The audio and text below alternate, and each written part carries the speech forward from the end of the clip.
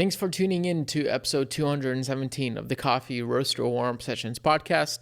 In this episode, we're going to take common phrases that we hear on home barista threads, that we hear in the industry, and rating them as being underrated, properly rated, or overrated. Or in our case, we're doing under-extracted, properly extracted, over-extracted. Let's get into this. My name is Mark Kotrovsky. I'm here with Sergey Kotrovsky. We're co-founders of Mirror Coffee Roasters, a small specialty coffee roasting company out of Bellingham, Washington. At the beginning of every single podcast episode, we're pouring some batchy, some drip coffee. What do we start with? We do have a special today. We have two coffees. So I don't know. I guess let's pour the one that we brewed first, because it's probably cooled down a little bit.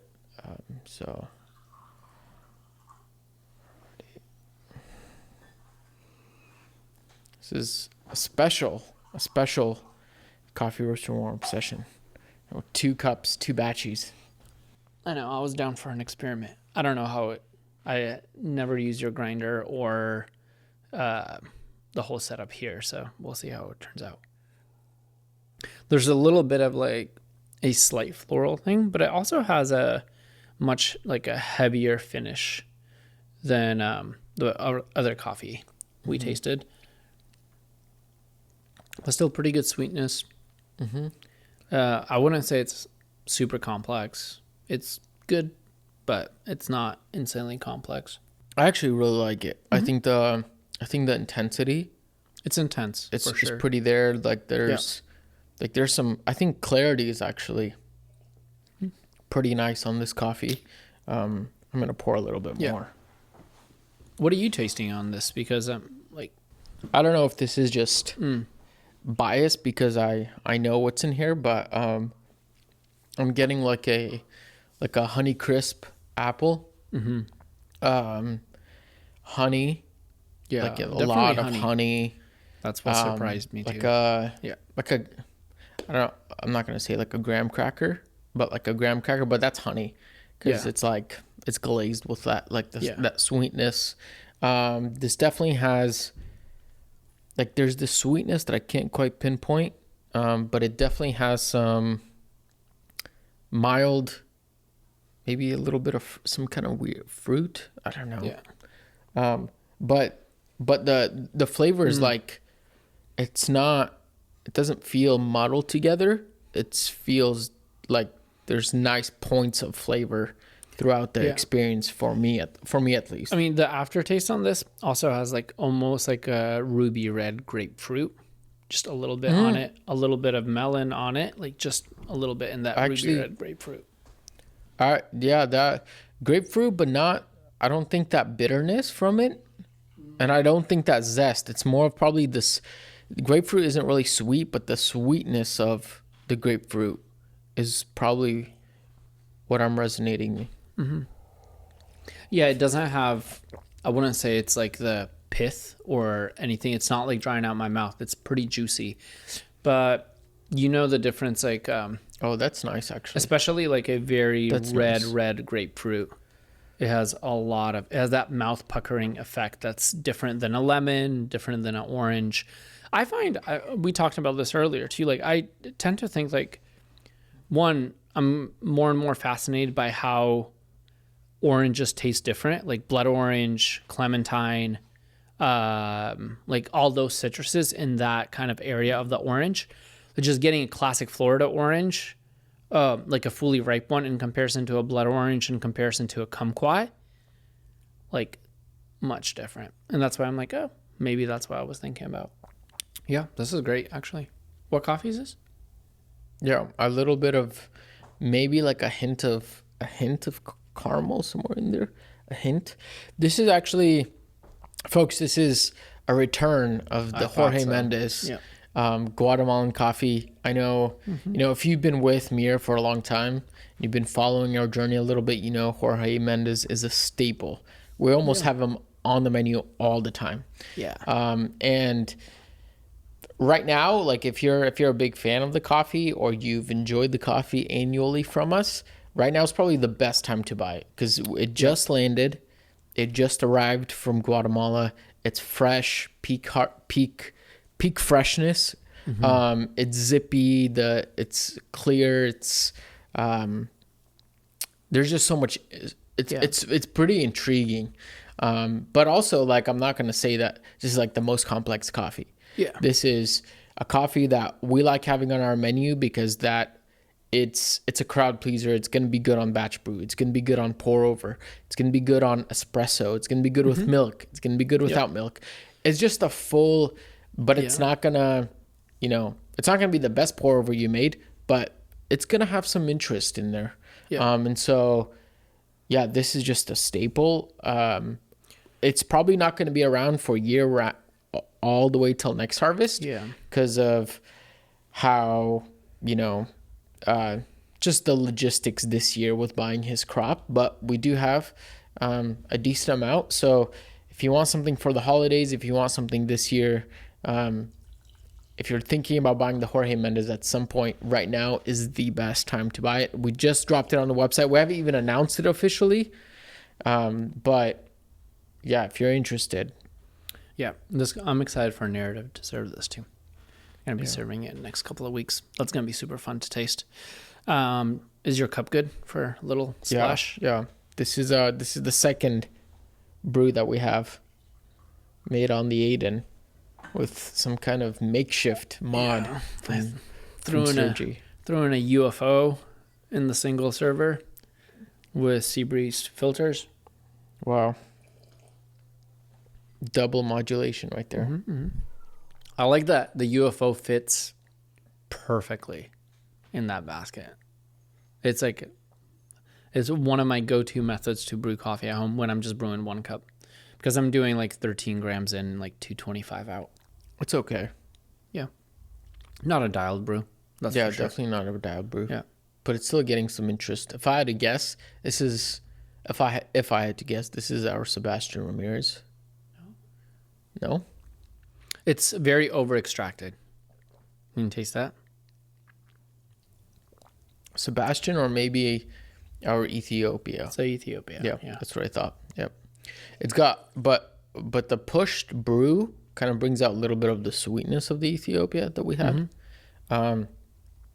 which is no longer available. But yeah, I'm getting this like slight berry sweetness coming through with a little bit of the lemon that I got a lot of. Yeah. So like a berry lemon. Yeah. It's funny, like, because I feel like when I used to brew this coffee on the UFO. Oh yeah, this has insane berry sweetness. Yeah, a lot. This is super berry forward. Yeah. Crazy berry forward, actually. It's just not it's not how we dialed in the Ethiopia based on the cupping. In the cupping, it's brighter. It has a little bit of florality. It did have like that berry. What did we put in the flavor notes? I think berry. Light berry. Yeah, it had a little bit, but it's like, it's different than like a jammy berry. It's not that at all. Like, it's a classic Ethiopian washed. Wow, I'm really enjoying this intense berry forward flavor profile of this coffee. I don't usually get this off this coffee. Yeah. That's fun. This episode, we're just going to do like another overrated, over-extracted, under-extracted, properly extracted of common phrases we hear in the coffee industry. And especially on, in the home barista threads and forums and stuff like that. And so, yeah, we're just going to do an over-extracted, which is like our overrated scale, under-extracted, which is like underrated, and then dialed in, properly extracted. That means it's not overrated, underrated, it's properly rated. And so the way this scale is probably going to work is more like, hey, is this term or this phrase, is it useful? Like, is it good? Is it right? Is it proper? Or is it overused and just not important at all? Or is it underused and it's like, we need to talk about it more? Yeah. So I don't know if you came up with any phrases, but we're just gonna go with the first one. Is the classic "go finer." Oh, on the grind size. My coffee's not tasting great. Go finer. Yeah. I'm not getting enough flavor out of it. Go finer. Yeah, I can't. Yeah. Do you want me to say my verdict or give a little bit of my thoughts behind it first? Give me your verdict and then your thoughts. Yeah, I think it's definitely over extracted. Wow. Yeah, for sure. You don't think we should be going finer all the time? No. I personally at home now, I'm actually going coarser and coarser and coarser, where I used to have the problem on my Ode where I couldn't go fine enough for a pour over. I did a few, mods, change the Burrs, blah, blah, blah. And I was brewing all of my pour overs usually at a 6. Now, majority of the time I've decreased, especially with the UFO, I've decreased my, basically my coffee dose to about 13 to 16 grams. Rarely am I brewing more. And I'm just doing smaller doses, shorter extractions. Wait, 13, 16 grams? 13 to 16 grams. On the UFO? On the UFO. Okay. Yeah, then, like this. So keep going. This Ethiopia was 13 grams in. Okay. I sometimes do it at 16. Okay. And I'm grinding like much. So instead of a 6, I'm grinding from an 8 to a 9. In batch brew, if I'm doing the full basket, batch brew, I'm grinding at a 9. Okay. So that's almost batch brew size. Yeah. And I'm just tweaking flow rate. That's it. How quickly I'm pouring or how slowly I'm pouring and that. So I'm definitely starting out all of my dial-ins on a much coarser grind size than I've ever brewed pour overs in. So the answer to having a tasty brew is not always go finer. Yeah. But I mean, I do have a little asterisk to that, because I think, one, this whole idea of an espresso, like puck depth, and also the type of brewer that you're using, especially with the UFO, it being a little wider. It's a combination of both, a flat and a very steep V60 kind of brewer. And it's a small brewer in itself. Like, if you put 20 grams in that and go finer, your brews are going to take over 4 minutes. Yes, you can switch up filters and all that, but going finer just does not. You just lose a lot of the juiciness, a lot of the complexity. Rarely do I find a dialed in brew that I enjoy when I go finer. That's just the case. Mm-hmm. Mm-hmm. And so maybe that the answer to your brews not tasting good is maybe in your flow rate. Yep. Flow rate for sure. Yep. If I'm, for example, why else would a brew not taste good? I mean, not only flow rate is how the water moves through your bed of coffee. Because if you go finer, I hate using the word channeling, but you risk clogging, right? And clogging is going to initially allow water to find the path of least resistance. And that's why your flow rate, I even bought a mellow dripper. Remember I used to clown on the mellow dripper? I'm using a mellow dripper at home now. And especially towards the end of the brew, I want to reduce the amount of agitation. In the beginning, I do want all those fines to get trapped, but then I want the water to move through the bed quicker and much more even. When water moves through your bed quicker, it's gonna move through the bed more even. See what I mean? So, and I mean, again, it's the other thing is with preferences. I feel like both you and I, we're leaning more and more towards coffees that are juicier, brighter. Yes, we love a balanced sweetness in the cup, but we're leaning towards juicier and brighter things. That requires a quicker drawdown time. So you can't go finer and have a quicker drawdown time. And I mean, you can change pulses. I get that, but for the most part. Yeah, that's fair. I think with going finer, why that's not always a good rule of thumb is sometimes you do need to go finer, no doubt. Yeah. If your brew's too fast, if it's tasting too thin, if it's tasting obviously very sour, yes, you do need to go finer. You're probably not going to get a tasty 20 gram V60 brew out of a minute and a half brew time. Yeah. No matter how much agitation you're adding, that's probably not going to, it's probably not going to taste good. Yeah. But the reason why that shouldn't be thrown around very often very much so easily is because you don't know what grinder people have. You don't know how much fine production that grinders have. Uniformity, Your particle distribution, your fines production. Like you also, like on an Ethiopia, I'm brewing a few Ethiopians right now. The answer is not to go finer. Rarely, yeah. So if you're not getting any punch out of it, you need to be able to troubleshoot your brew with getting all the flavor that's in the coffee without going finer, because finer is probably not going to make that coffee taste better. It's going to start tasting muddy. It's going to start tasting just cutting all complexity out, even though that's the hope behind going finer is you want to pull more out. But sometimes you can't overdo it. You're actually going to get the complete opposite out. And so you mentioned like juicier brews and brighter brews.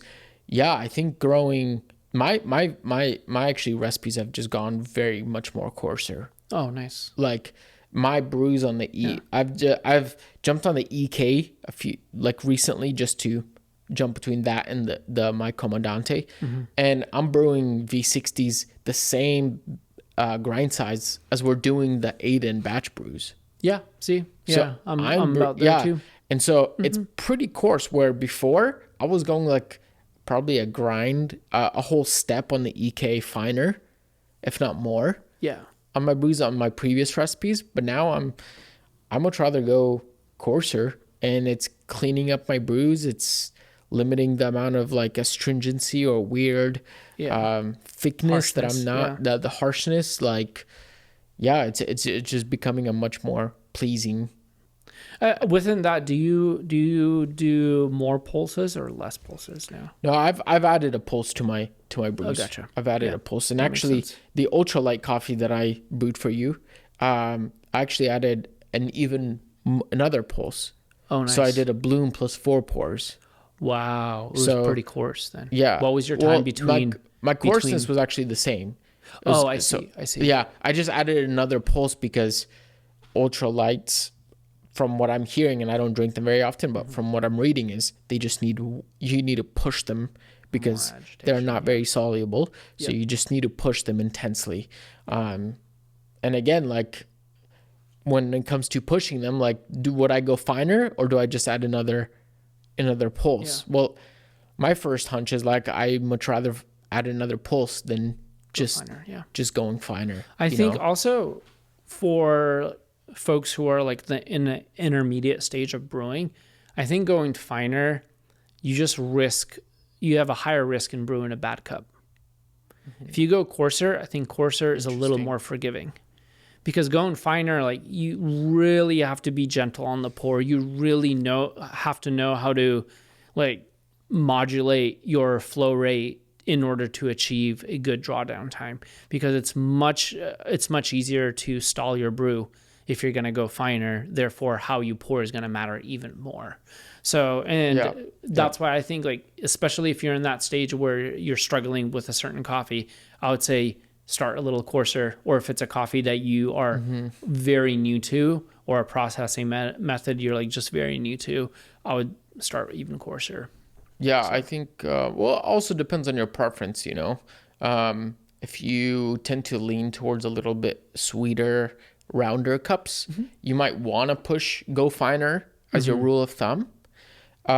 If you like coffee that are a little more juicier, brighter, a little lighter on the palate, going finer might not always be the solution for you. So just figuring out what you like.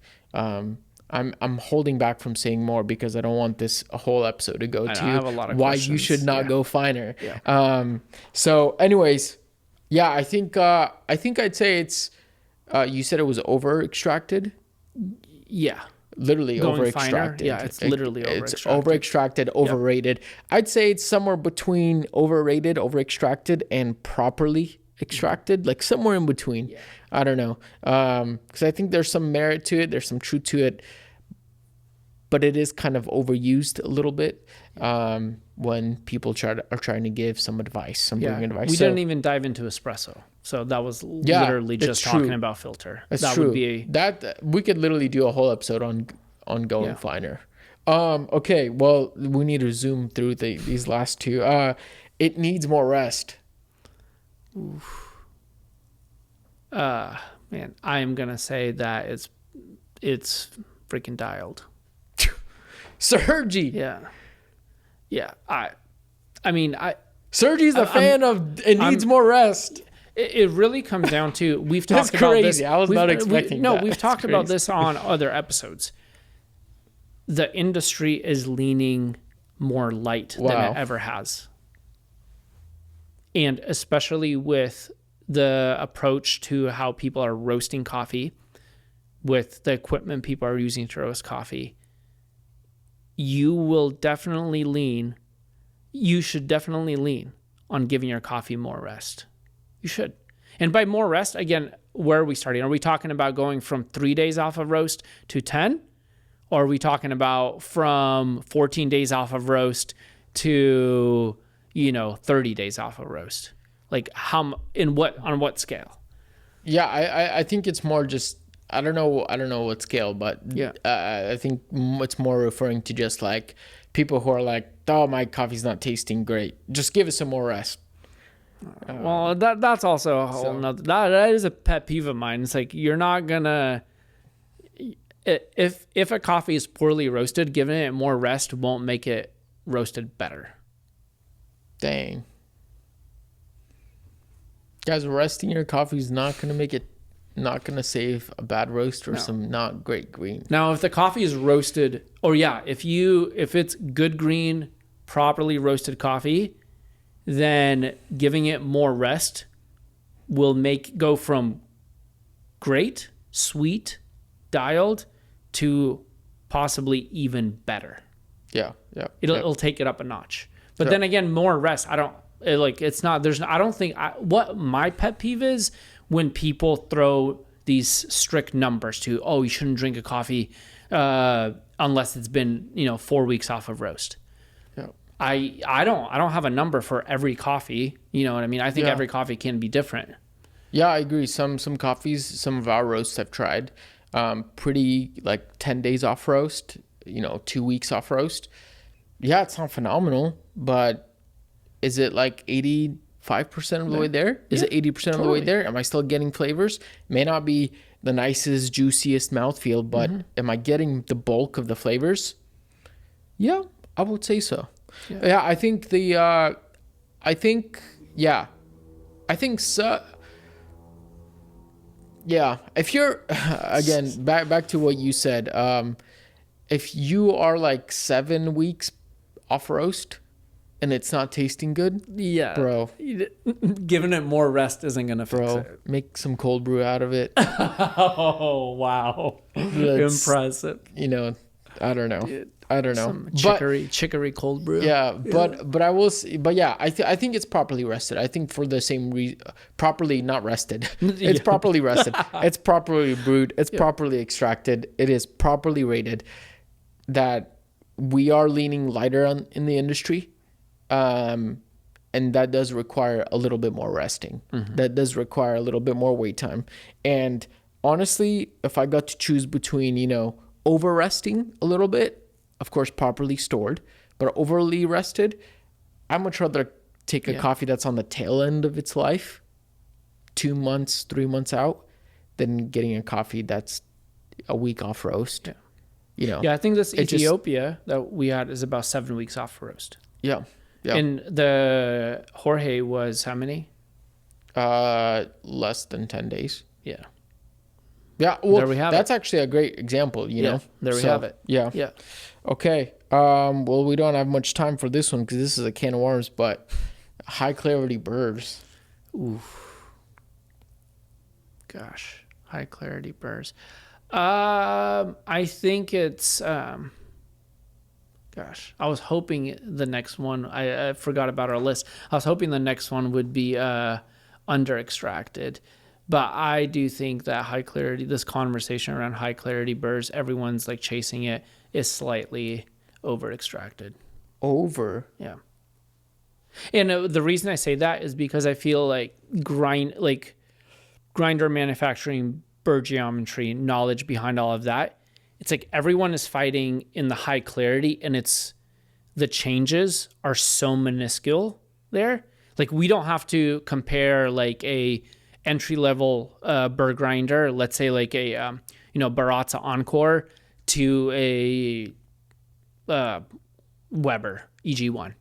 We're not doing those comparisons anymore. We're comparing within a very small range. It's like, oh, is which one's better, the K Ultra or a ZP6, or like, you know what I mean? Like, is it ZP6? Yeah, right. Yeah, that's like we're comparing these like grinders that are so tightly together that are very similar, and they still hold a difference.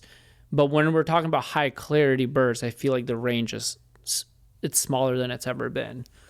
Yeah, I think for that reason, but also, I think this is Jay said this from UFO. I could be wrong, but maybe I'm just remembering incorrectly. But he mentioned how high clarity burrs are oftentimes a little more difficult to brew with. Yeah, that makes sense. And I'm like, that makes sense. I think just chasing after high clarity, I don't think it's always the best idea. Yeah. Because I think it takes a lot more work. It takes your margin of error for getting a delicious cup of coffee is much smaller. Mm-hmm. You really have to be dialed in on your brewing for it to taste good. Otherwise, your high clarity might be clarifying something, all the wrong things. Yes. Yeah. And so with, a coffee, a grinder that's a little bit more open, for example, like the EK43, not the best, not the highest clarity. If you have like the basic stock burrs properly aligned, the range is a little bit more open for a tasty cup, but also you are sacrificing on some clarity, maybe a little bit. Yeah. Like I jumped from, like I said, like from the Comandante to the EK, and I realized like my Comandante has a little bit more clarity, but man, grinding on the EK and brewing a cup, I'm getting a little bit of more sweetness. I'm getting a little bit more acidity. I'm getting more of a rounder cup. And it's kind of forgiving. Yep. Yeah. And I'm assuming high clarity burrs would not be as forgiving. Yeah. Yeah. And that would make things a little more challenging. And you might find yourself not enjoying your coffee as much. Yeah. So is it the end thing to chase after? I don't know. Yeah. And the reason I think it's overrated is because high clarity burrs aren't going to make a low clarity coffee better. Yeah. Like at the end of the day, your high clarity burrs have to go in hand with a high clarity coffee. And if they don't, you don't expect your burrs to save the coffee. Yeah, that's fair. Don't expect your burrs to save the coffee. That's it. Alrighty, folks. Well, that's a wrap. How to cruise through this one. Let me know your comments. Was there a hot take in there? Drop it down below. We'd love to hear what you guys think. But otherwise, friends, as we always say, remember, reflect what's good.